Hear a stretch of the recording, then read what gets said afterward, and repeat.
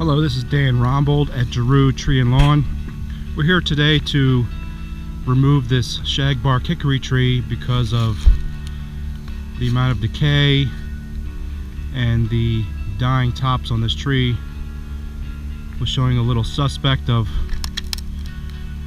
the tree in decline. So you can see these mushrooms here.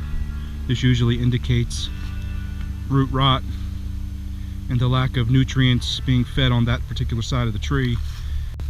One of the other indications that this tree is in decline, major decline,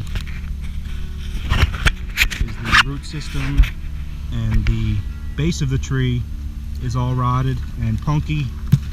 You can put your hand into the base of the tree. We also used a stick to poke down inside the dirt, and it goes into the center of the tree, into the ground.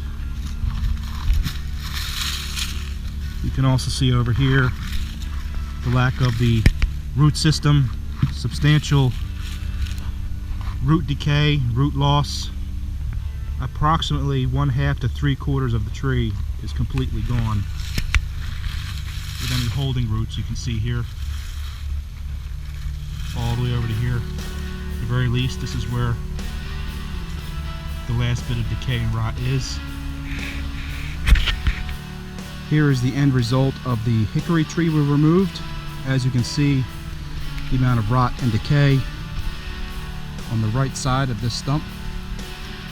All this is carpenter ant infested, termite infested. The outer edge of this entire tree, all here, is all rotted.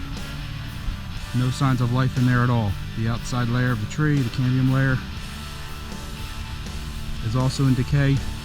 The only thing that was still somewhat alive was the very center of the tree, approximately 10-inch diameter circumference here. The rest of it was gone.